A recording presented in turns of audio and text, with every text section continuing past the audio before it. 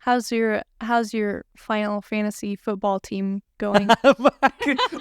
Wait. Could you imagine a Final Fantasy football team? Every time the other team gets a touchdown, Sephiroth falls down and stabs him through the chest. Isn't that what it is? Spoilers, I guess. Isn't that what it's called? Final Fantasy football? Or is it just fantasy football? It's just fantasy football. Final Fantasy. Final Fantasy is the game with Cloud in it, 7. and Tifa, and Sephiroth. I'm just thinking about Final Fantasy lately. Is it because I showed you that reel? Yeah. That was a cool reel. We gotta link that. Are you winning? I don't know. I honestly, like the last half of this fantasy football league, I haven't really been paying attention to anything. But I like won a bunch the first half, and now I'm like losing a little bit, and I'm like, Yeah. But no, Final Fantasy. I rebranded You it. rebranded it. Final Fantasy football is awesome. Mhm. And Final Fantasy is awesome, and fantasy football is also awesome. Final Fantasy football is like Dungeons and Dragons for like people who think they're cool. Wait. They are cool though. Oh. Here's the problem is you keep calling No. it Final Fantasy football. No, people who think they're cool. Like they can be cool. But like people who play Final Fantasy football It's are... not Final Fantasy football. People who play fantasy football, like they like think they're cool. They are cool. And people who play Dungeons and Dragons don't think they're cool. Oh, I see what you're saying. That's the difference. It's not like they think they're cool, but they're actually cool. It's like between the two types of players. Yeah. It's like Dungeons and Dragons players. Here's a better way to say it. Dungeons and Dragons isn't socially acceptable, and Final Fantasy football You can't. is 100% socially acceptable. It's like encouraged. You heard it here first, folks. I should see put a what you're brand on- saying. I should copyright it.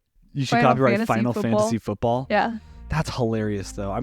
There's got to be like a joke or a skit about that somewhere. I bet there is somewhere. That's hilarious. That actually leads me straight into my topic. Really? Well, welcome to Gallery.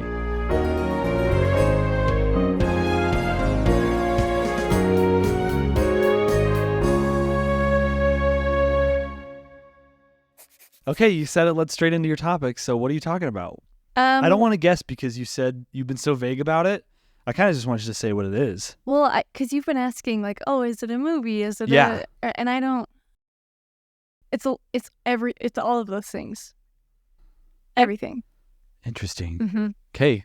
It's. Wait, or should I say. Sports media. It's sports media? Yeah. Wait, what? Yeah. That's your topic? That's my topic today. Is sports media. Sports media. Whoa. I say generally sports media because I was going to talk about sports broadcasting, like in particular, but I kind of fell down a rabbit hole and I found some cool stuff. No way. Yeah. That's awesome. So okay. Let me get us started with a question to spice things up. Okay. Because I think truly that this is a very controversial question. Is sports or are sports considered art? Wow, that's a really good question that I've never thought about in my life. It sounds like that I'm saying that sarcastically, but genuinely. I'll give you some background. I kind of researched it. You know when you type in a question in Google and the other questions pop The up? autofill? I think I clicked on like 800 other questions and I just I kept going. And all of the questions were like, is football art? And one person would be like, no, are you stupid? And then the other question would be like, is soccer art? And they would be like, yes, of course. Duh. Interesting. And so it seems very, very polarized. Wow. And so it's this discussion of art is creative. Art takes like emotional expression and stuff. And some people say that athletes can and cannot do that in their sport. Oh my gosh, I'm so interested in what you have to say about this. Yeah. This is wow. There's a lot to talk about, huh? Dang, okay. What's your side first? I don't know because I keep thinking like dance is art. Like yeah, like ballerina. Like I don't think anybody would argue that like dance isn't art. Mm-hmm. But dance is also considered a sport a lot of the times. Yeah.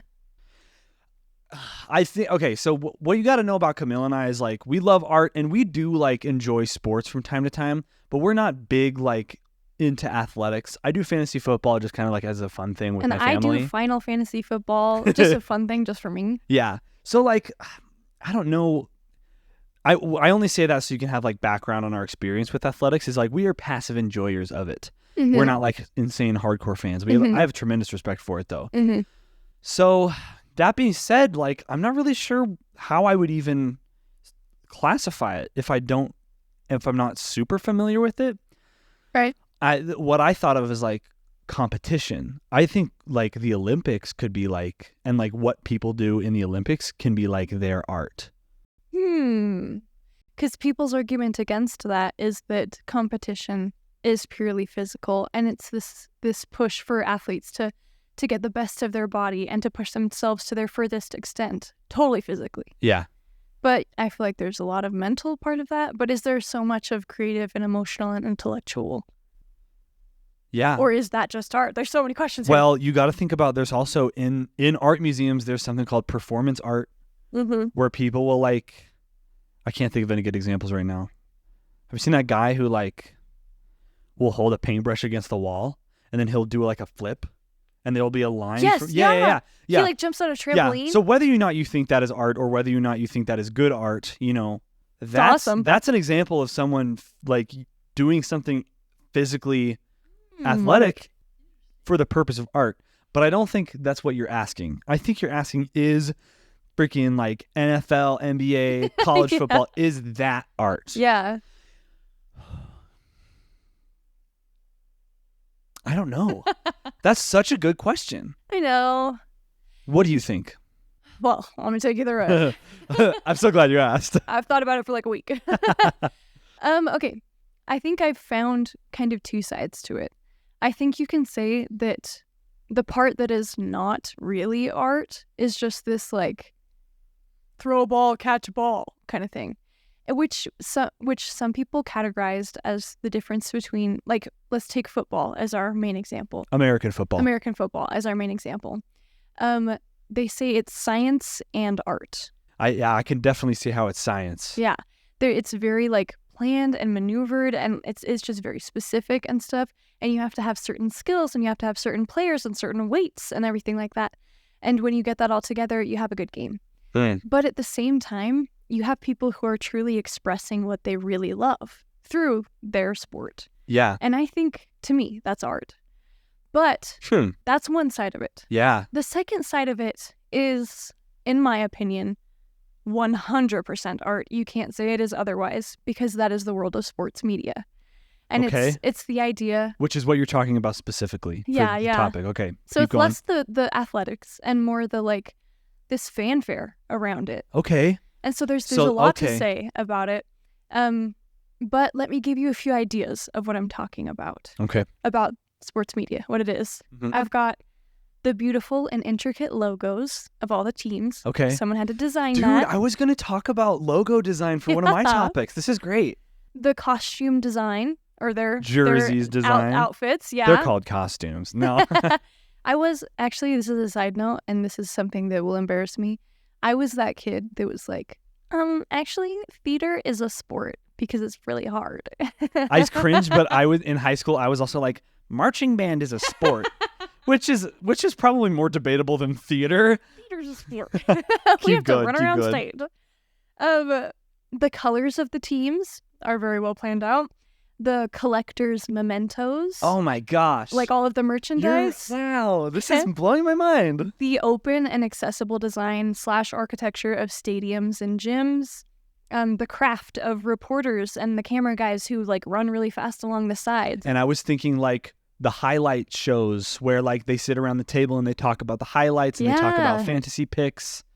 And even the replays. You know how good you have to be at live broadcasting to go straight back to a replay that everybody wants to see right away again? Yeah. Do you know how hard that is? And the announcers, they have to be so articulate. They have to be able to talk fast and follow action. Yeah. Oh my gosh. It's wow. insane. There is a real art to it, I think. Yeah. I even included the food crafted specifically for games. Like awesome. how people associate hot dogs with ball games. Yeah, totally. And how even like some stadiums have a certain food, like BYU has cougar tails. Yeah, this long maple donut. Yeah. And so it's this whole like, wow. right? It's so fun to This think is about so it. fun to think about. Wow. I know.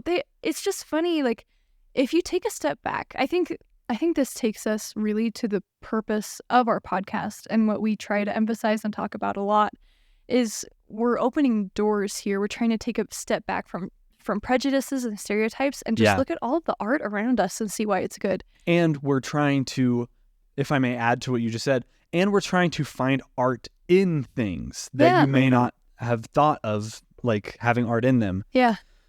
That's really great.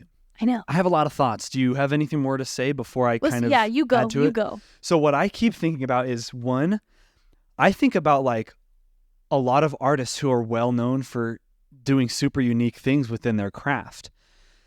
I think of like the Impressionists who were doing something different and interesting with their paints. I think of our friend Akhenaten, who pioneered the Amarna style, who was doing his unique stuff. I think of people now like Banksy.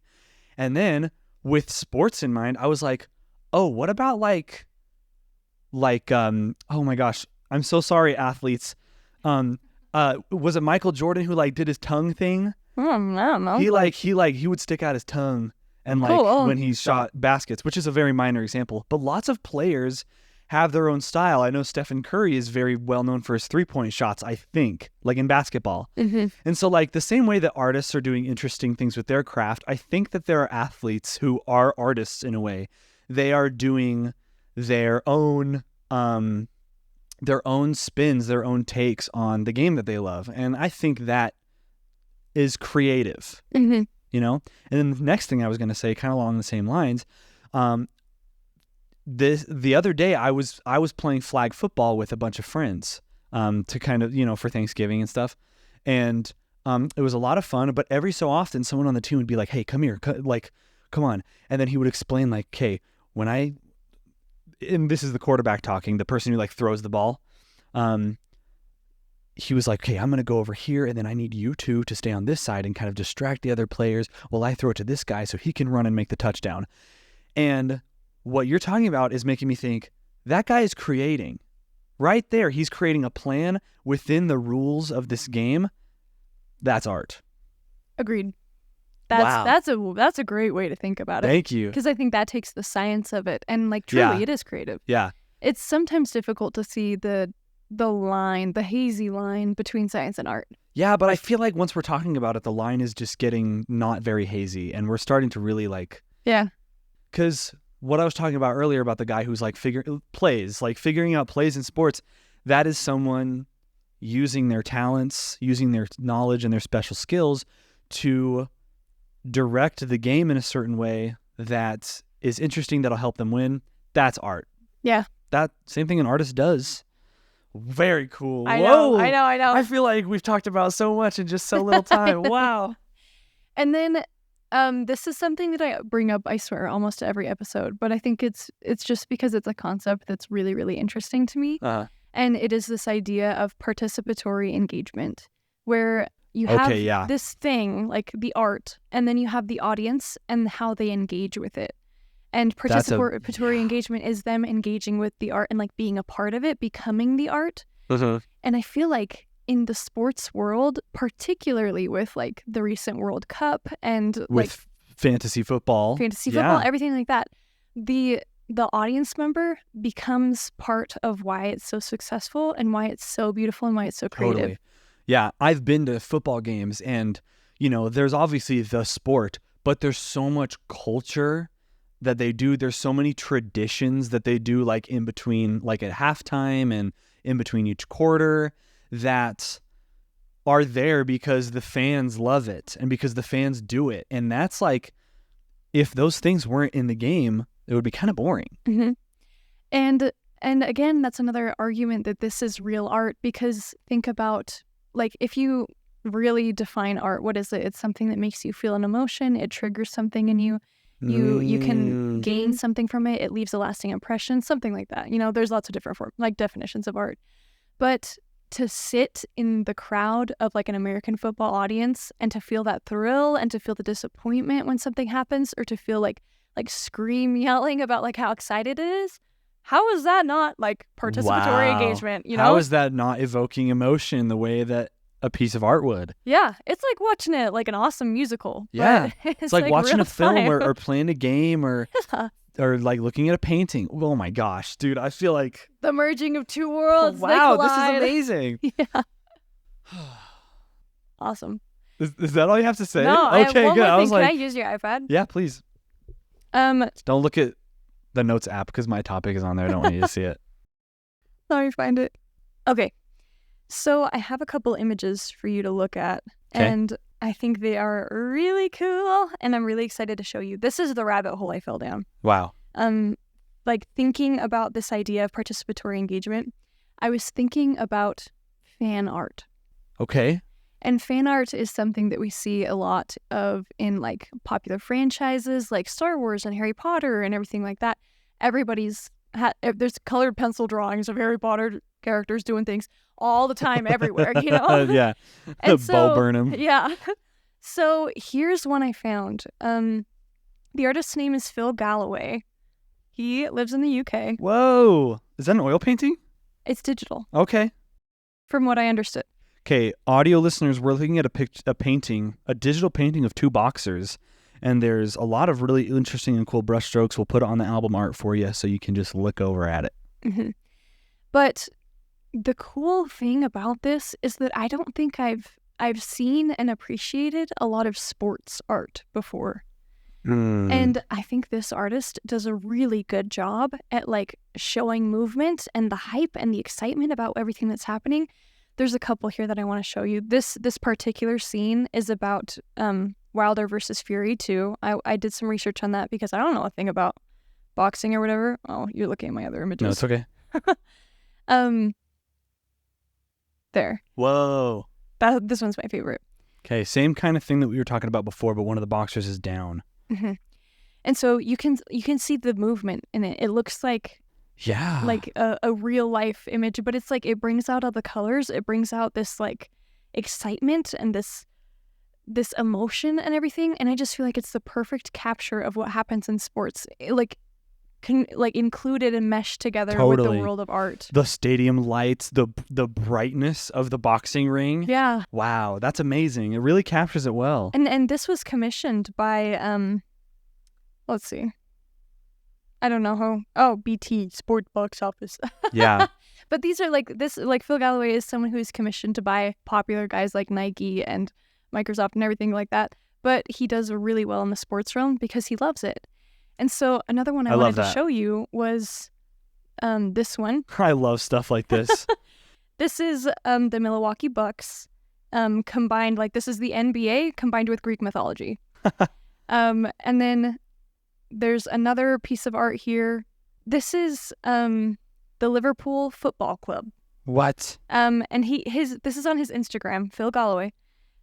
He said that this is it combines his two loves, Liverpool Football Club and Renaissance art history. That's crazy. Because he has a master's, in art and stuff. Oh my gosh. And so the incredible thing is that he takes these soccer players. Yeah. And he puts them in these beautiful Renaissance images, imaging and stuff like that. And so he just does a really cool job at combining these totally separate worlds, like sports and art. And he makes it something that he totally loves. Man, don't we? I think we always think that athletics and art are so different, but when you really look at it, the ESPN theme song, that's not the ESPN theme song. Which one is that? ESPN's theme song is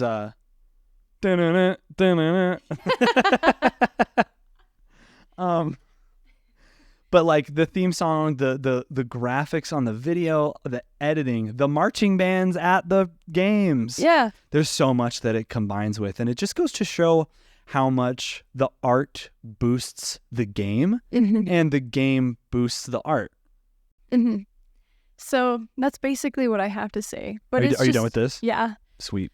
But it's the idea of as artists and as people who talk about art, our statement is, sports people, we hear you and we think what you do is awesome. Yeah. And it's filled with art that we really appreciate. that I feel doesn't get a lot of appreciation a lot of the time because it is in this separate world. Yeah. Awesome. Whoa. I know. I don't really have anything to add just because I talked a lot. Yeah. Beautifully said. It's the best of both worlds. And I don't know. We both have lots of family members who love sports. And they've all really shown, I don't want to speak for you, but they've really shown me like the science of sports, the cool stuff behind it, how things work, the intricacies, and there is an art to it. And I'm going to be thinking a lot differently about my Final Fantasy football team. Perfect. Oh, man. What a great topic. You explored that so, like, joyfully and lovingly and efficiently. Thank you. It's very generalized. There's a lot more that you can go into. I feel like each separate sport deserves its own analysis. Totally. And there's all of this fan art of sports, like images and stuff that is like, we could talk for probably like hours on just logos of teams. Yeah, truly. But this is a generalized overview of just how much art there is in sports media. And how it isn't very foreign to combine two separate worlds. Amazing. Wow, amazing. Oh, I feel so edified by that. I feel so uplifted. Man, that's fun. Beat that. Beat that. Yeah, beat it. Honestly, I don't think I can beat that, so I'm talking about a game. Oh. It better be FIFA. It's NBA 2K. No, it's NBA Jam. It's Madden. Shout out to Maddox, my brother. Anyway, I am talking about one game that it is considered one of the best games of all time. It is huge. Fortnite Battle Pass. Fortnite Battle Pass is not a game, but Fortnite is a game. Final Fantasy Football. It's Final Fantasy now. Do you have any more guesses? Give me better hints. Yeah, I just said like it's a game and it's really good. It's popular. It's a first person shooter. Call of Duty. No. Modern Warfare. No. Isn't that just Call of Duty 2? You've played it.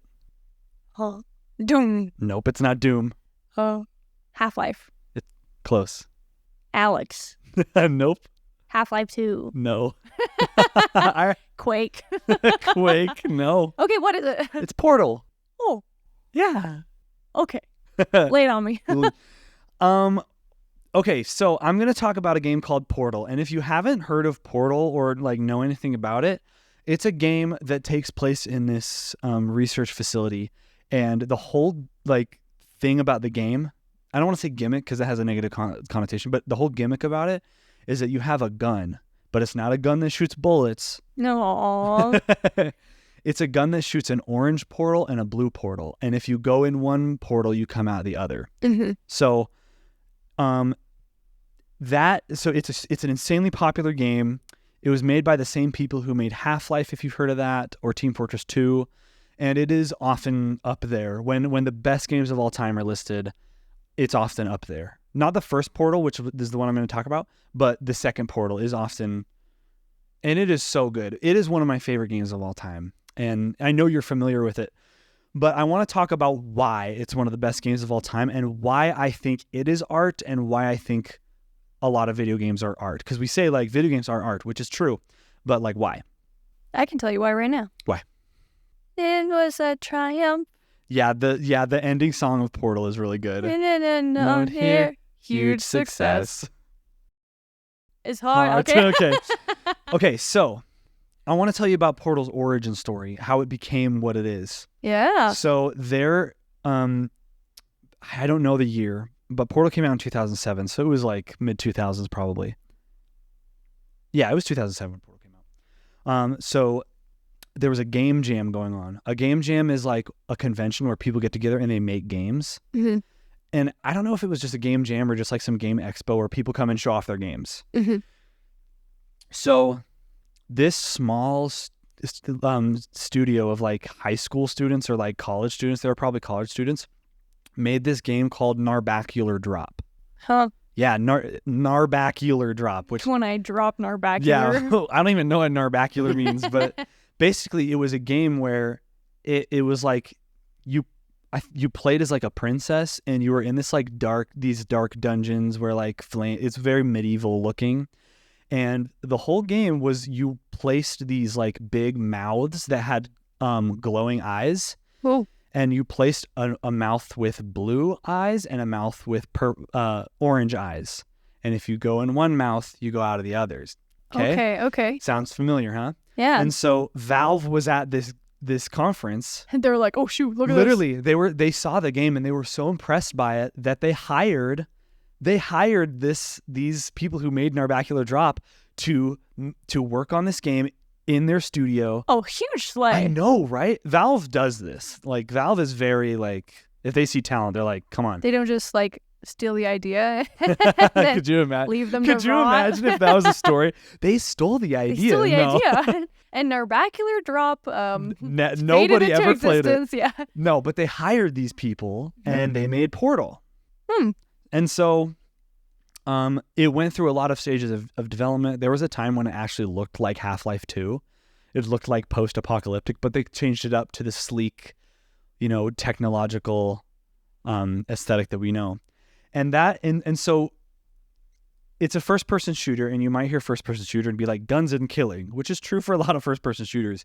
But like I said, you shoot portals out of this gun. So this is a puzzle game where you have to solve these puzzles. You have to usually the end game of any of these levels, like the goal that you're trying to get to is to open a door and go to the next one. Mm-hmm. So you have to use these portals to solve these puzzles. So I'm going to talk about the gameplay loop in a second, but I also want to go over the story of it. Basically, the story of Portal, it takes place in this It takes place in a research facility called Aperture Labs, which started as a shower curtain manufacturer. Oh, what the? Yeah, I know. But then the boss, Cave Johnson, started to get ill, and he started to put in place these initiatives to ensure the company's longevity. Uh-huh. Okay? He's like, shower curtains ain't gonna work. Yeah, he's like, I don't think we're going to be able to do shower curtains much longer. And one of those initiatives was the portal gun, the study of portals. And so they did that, and to assist them with testing, they created a robot, an AI named GLaDOS, which stands for Genetic Lifeform and Disk Operating System. Did you know that? No. Yeah. That's what GLaDOS stands for. I thought it was just a cool name. So anyway, rogue AI, GLaDOS kills everybody in the facility, and I go right. You're like, that's just what happened. I'm like, did you know this? Anyway, she kills everyone. Yeah. But her name's an acronym. Yeah. Didn't you know? Anyway. So she kills everyone in the system, and despite them trying to do everything they can to calm her down, all she wants to do is just test these portals. Dang. And so you wake up as a test subject with this rogue AI, GLaDOS, speaking to you, testing you. And she is mean. She is mean. She is demeaning. She calls you fat. She makes fun of you for being an orphan. And she lies to you about cake. The whole time she's lying to you about this cake that's going to come and be your reward for all this testing. But I don't want to... Spoilers, so click away, but she kills you. She tries to kill you. Eventually she kills you, you die. But eventually you portal away. You go away with the portals by going through them, and you defeat her. And can I just say that that's my favorite part of the whole game out of everything is the ending. Is GLaDOS as a villain. Yeah. I think her character, the idea of someone so dedicated to their cause, so dedicated to something that could be good, has corrupted them and made them this evil, almost all-encompassing entity. Thank you so much for that thought. Yeah. Because I never thought of GLaDOS that way. So GLaDOS, this robot in the Portal games, is probably one of the best video game villains of all time. She's fantastic. Oh, yeah. You just got to play the games. By the way, if you want to play the games, they're $10 on Steam. They run on everything. Even Switch. Yeah, they're even on Switch. So that is the story behind Portal. It's testing. It's a puzzle game in this research facility with a rogue AI. Mm-hmm. And it's awesome. It's such a good game. And if you've ever heard the term, the cake is a lie, that's a huge meme that came from this game because the cake was a lie. She was lying about you getting cake. So I want to talk about two more things and then we'll wrap up. But So the first thing is a popular fan theory when it comes to this game. Okay. Have you heard the theory about the companion cube? I was about to say something Really? about it. Yeah. Really? Isn't Okay. it like there's like a body in there? Yeah. Okay, it's going to get dark for a second, but I want to explain this. Okay. So in the game, this is another famous thing from the game, is there's a test that involves you having this big cube that has a pink heart on it, and it has you like getting to certain places. Like you can't reach a ledge, you step on the cube and you progress through the level with this cube. And so throughout the level, you kind of get attached to this cute little you haven't seen the color pink the entire game because you're in this like white like sleek science lab. Mm-hmm. And so you're like, oh, a pink heart, and it's Literally. helping me, and you get so attached to it, right? Uh-huh. And then at the end, GLaDOS makes you incinerate it. I remember that. Yeah. And you can't pass the level unless you burn the cube, which is so sad. And so she's the worst villain for she's that the reason. worst villain, I really yeah. liked the box. you're proving my point. Yeah. But when you play that game on Steam, you burn the cube, you get an achievement called fratricide. Huh? And what does fratricide mean? Killing your brothers and sisters. And so there's a popular fan theory that all of the dead test subjects that GLaDOS killed with like neurotoxins, they stuffed their bodies into those cubes. Oh my gosh. Isn't that crazy? I know that there's some other like stuff in the game that hints to it, but isn't that wild? Portal lore. Portal lore is crazy. I think the coolest part about that is that like on the surface, this is a puzzle game. Yeah. And I think of like if it had nothing else, it would just be like a puzzle game, and it would be a pretty cool puzzle game and stuff. But on top of that, they have like this beautiful environment of this test, like lab sciencey place and stuff. And in Portal 2, it's like covered in vines and weeds and everything like that. Like it's decaying. Yeah. And you have this like all-knowing, all-encompassing villain over it all, who's insulting you, who's in charge of things you don't know where you are in space and time. Kind of thing. Yeah. It's just like, and the stuff like this, the cube, I feel like that kind of world building inside a game made Portal what it was. Yeah. Instead of it just being like this fun game, it's an experience. Well, I'm really glad you said that, because something that Valve does, and Valve, if you haven't picked it up yet, Valve made Portal. Valve makes all the Portal and Half-Life games. Something that Valve does a lot with every single game they make is playtesting. They invite people from the public in, they have them sign NDAs, and they play through the game. Cool. So they can get feedback and make it Valve, better. please do that to me. I'll do it for I would you. love to play Half-Life 3, please. But so a big problem that they had with playtesting Portal is people would come back from playing the game, and they would be like, and it was an early version of the game, and they would be like, that was a really cool demo. When's the full game? Like, is this like, what's the full game going to be like? And the problem with that feedback is that was the full game. That wasn't a demo. And so that's what prompted them to add GLaDOS and to add kind of a pushback against the player. So I'm glad that you said that.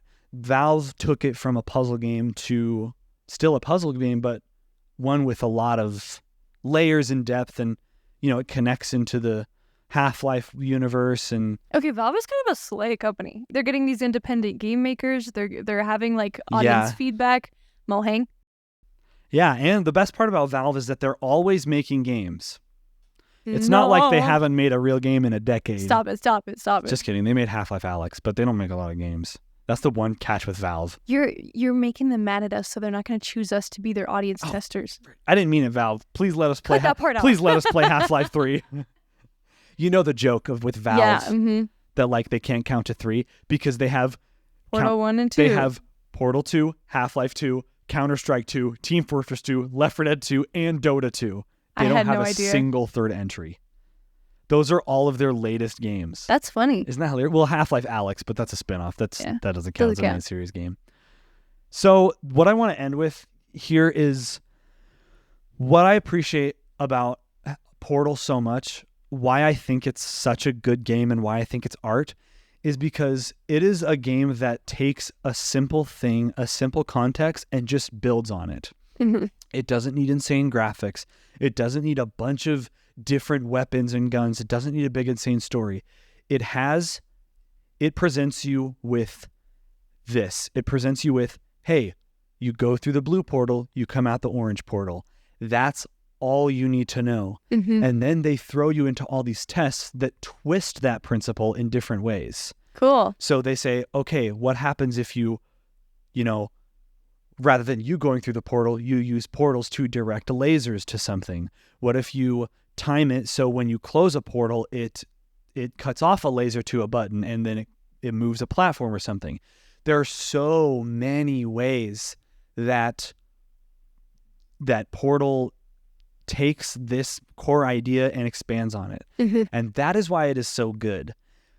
And I will always say that Portal is a never-ending game. Not because, obviously it has a final boss, it has an ending, but the concept of these portals, these 2 colored portals, you can do so much with. They could keep making Portal games forever. Yeah. And that's why it's art, is because it's people taking one thing and looking at it and saying, how can we twist this? How can we use this to engage the mind of the player and make them feel like they're a genius when solving these puzzles? And in that way, it also makes it really accessible. This is a first-person shooter that the casual gamer can play. I mean, I bet my mom could pick up this game genuinely. You don't need quick reflexes. No time limit. No time limits. You just solve these puzzles with your brain, and it's engaging. It's healthy. It's fantastic. And it absolutely is art to see how that's why games are art, is because I just feel like the best games take a core value like Mario with jumping, and they say, what if we put an enemy in a bottomless pit? It takes one thing and it puts twists on it. And I think figuring out those twists is the art of it. So that's why I love Portal. Beautifully said. This kind of came to me while you're talking. The whole thing with video games is that you either just click your mouse or you click the A button, and like your controls are really limited. But it's how the game makers mess with that idea. Exactly. You can click A, but this thing's gonna happen and this thing's gonna get in your way and everything like that. And then you throw a ton of different controls in there at once. It's all just keep going. It's just the idea of these simple you have just a controller and just the couple buttons that are on there. Yeah. But the capability of these dedicated and creative and inspired people to put mechanics in there that challenge you and change you. Yeah. Incredible. I can think of so many games that fit this criteria. Tetris. Just fit the blocks in there. Just fit the blocks. Yeah, that doesn't even have a narrative. Doesn't even have a narrative, but it's anyone who's played Tetris knows that it is deep. You could play it for the rest of your life and not get bored. And another game, Wii Sports. They did so much with just swinging a remote. Except they did include a villain in that one. Who's Matt? Matt is the villain of Wii Sports. But I think that was well said. You summed that up good. Thanks. That games is about adding twists to tried and true things. And that's what's fun about them. And to bring it all back together, ain't that just the way of the portal mechanism plus all of this makes it a great experience?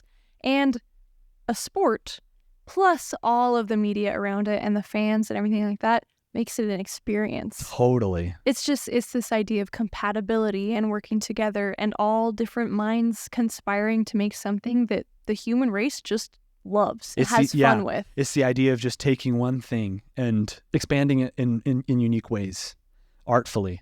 A+ to the entertainment industry. Dude, yeah. Oh my gosh. Yeah. That was so... Dude. See, we should make out. Yeah. Anyway, every episode, man. Follow us on our socials. Kiss us on the mouth. Kiss us on the mouth, dude. And have a great day. Have a great Thanksgiving if you're celebrating it. And goodbye. Bye.